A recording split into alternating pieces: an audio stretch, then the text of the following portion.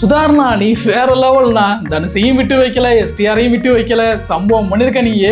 நம்ம அதர்வா, ஃபகத் ஃபாசில், பிரீத்தி முகுந்தன், அப்புறம் கைடு லோகர் அப்படின்னு சொல்லிட்டு நட்சத்திர பட்டாளங்கள் நடிச்சிருக்கிற இதய முரளி அப்படிங்கிற படத்தை தான் தியேட்டர்ல போய் பார்த்துட்டு வந்தேன். ஸோ இந்த படம் எப்படி இருக்கு, என்ன கதை, நம்ம அதர்வா அவங்க அப்பா பேரை காப்பாத்தினாரா இல்லையா அப்படிங்கிறதெல்லாம் பார்க்கறதுக்கு முன்னாடி மறக்காம பேஜை ஃபாலோ பண்ணிடுங்க. ஸோ இந்த படத்தோட கதையை பற்றி பார்க்கணும் அப்படின்னா, இதயாங்கிற கேரக்டரில் தான் நம்ம அதர்வா நடிச்சிருக்காரு. இவருக்கு அப்பா அம்மா கிடையாது. ஸோ சின்ன வயசுலேருந்தே பார்த்தீங்கன்னா அவரோட மாமா தான் வளர்த்துட்டு வந்துட்டு இருக்காரு. நம்ம அதர்வா பார்த்தீங்கன்னா ஸ்கூல்லேருந்தே லவ் பண்ணிட்டு வந்துட்டு இருப்பாரு. ஒரே பொண்ணையான்னு கேட்டிங்கன்னா அது இல்லை, லிஸ்ட் பெருசாக இருக்கு. இவர் லவ் பண்ணுவார், ஆனால் அந்த பிள்ளைங்க கிட்ட சொல்ல மாட்டார், ஒன் சைடாகவே லவ் பண்ணிட்டு போவார். ஸோ அதனால வந்து பார்த்தீங்கன்னா ஸ்கூலில் ஒன்று, காலேஜில் ஒன்று, வேலை பார்க்குற இடத்துல ஒன்று அப்படின்னு சொல்லிட்டு லிஸ்ட்டு கொஞ்சம் பெருசாக போகணும்னு வச்சுக்கலாம்.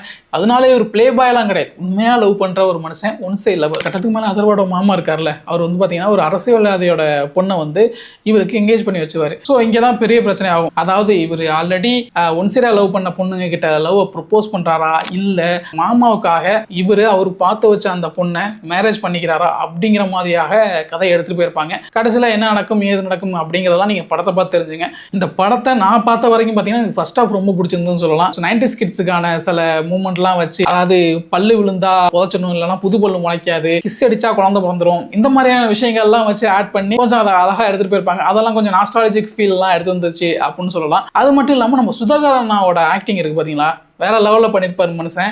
அவரோட காமெடி சீன்ஸ்லாம் பயங்கரமாக இருக்கும். அதேமாதிரி தமன் வந்து இதுக்கு மியூசிக் மட்டுமே பண்ணாமல் இதில் வந்து நம்ம ஹீரோட ஃப்ரெண்டாகவும் இருக்காரு. அவரோட காமெடி போர்ஷனுமே பார்த்தீங்கன்னா நல்லாவே இருந்தது. இதெல்லாம் வந்து பார்த்தீங்கன்னா ஃபர்ஸ்ட் ஹாஃப் வரைக்கும் நல்லாவே எடுத்துகிட்டு போயிருந்தாங்க. செகண்ட் ஹாஃபில் அந்த ஸ்க்ரீன் பிளே அப்படிங்கிறது ஃபர்ஸ்ட் ஹாஃப் அளவுக்கு ஸ்பீடாக இல்லையோ அப்படிங்கிற மாதிரி தோணுச்சு. அப்புறம் எனக்கு பர்சனலாக ஒரு சின்ன ஒரு பிரச்சனையாக இருந்தது என்ன அப்படின்னா, அந்த ஒன் சைட் லவ்ல வர்ற அந்த வலி வேதனைகள் அப்படிங்கிறது கொஞ்சம் எக்ஸ்ப்ளோர் பண்ணியிருக்கலாமோ, அந்த விஷயத்த கொஞ்சம் எக்ஸ்ப்ளோர் பண்ணியிருக்கலாமோ. ஏன்னா அந்த இடத்துல வந்து பார்த்தீங்கன்னா நம்மளுக்கு வந்து அந்த அளவுக்கு பாதிக்கலையோ, நம்மளுக்கு அந்த ஃபீல் வரலையோ அப்படிங்கிற மாதிரி எனக்கு தோணுச்சு. ஆல்ரெடி நான் சொன்னதை வச்சு உங்களுக்கு தெரிஞ்சிருக்கும். இந்த கதையும் பார்த்தீங்கன்னா அது புது கதையெல்லாம் கிடையாது. ஸோ ஆல்ரெடி அரைச்சமாவை தான் திருப்பி அரைச்சி வச்சிருக்காங்க. இருந்தாலும் நிறைய இடத்துல நிறைய ரெஃபரன்ஸ் எல்லாம் வச்சு, அந்த ஃபகத் ஃபாசில் சீன் வந்து நம்ம எதிர்பார்த்த மாதிரி படம் ஃபுல்லாக வரமாட்டார், அங்கங்கே வந்துட்டு போவார். ஆனால் இருந்தாலும் அவர் வர்ற போர்ஷனை மாசா காட்டியிருக்க விதம் சூப்பராக இருந்தது. இந்த படம் வந்து பார்த்தீங்கன்னா ஃப்ரெண்ட்ஸ் அண்ட் ஃபேமிலியோட ஒரு வீக்கெண்டில் போய் உட்காந்து என்ஜாய் பண்ணுற அளவுக்கு நல்ல படம் தான்.